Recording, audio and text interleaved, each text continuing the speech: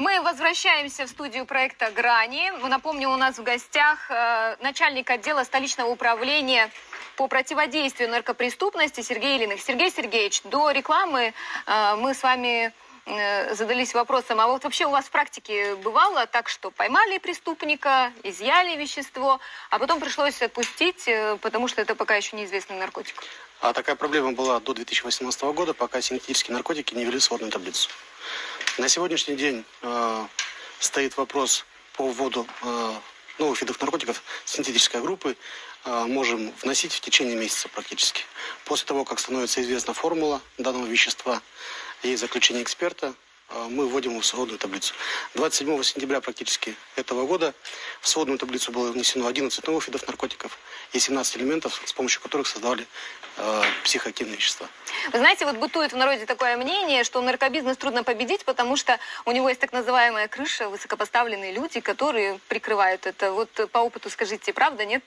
Нет, такого нету. Я даже могу сказать больше, что сейчас все государственные органы работают по профилактике наркомании, подключая неправительственный сектор, неправительственные организации.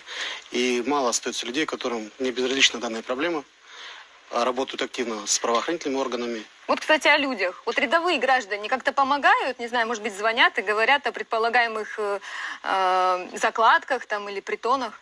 Есть такое? У нас существует телефон доверия круглосуточный, на который люди звонят, оставляют сообщения о фактах сбыта, хранения, употребления психоактивных веществ. И наши граждане активно участвуют именно по противодействию наркопреступности на территории Казахстана. А вот что можно...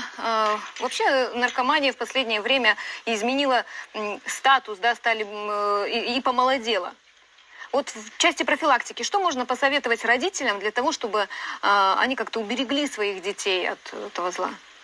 Ну, наверное, во-первых, родители не должны заниматься откупом воспитания своих детей, дорогими подарками всевозможным, а больше ставить на первый план это семейные ценности, это разговаривать со своими детьми, научить их вовремя сказать «нет» и предотвратить первый факт употребления психоактивных веществ. Это самая основная задача, которая стоит перед родителями. Не бояться разговаривать со своими детьми, отвечать на те вопросы, которые они задают.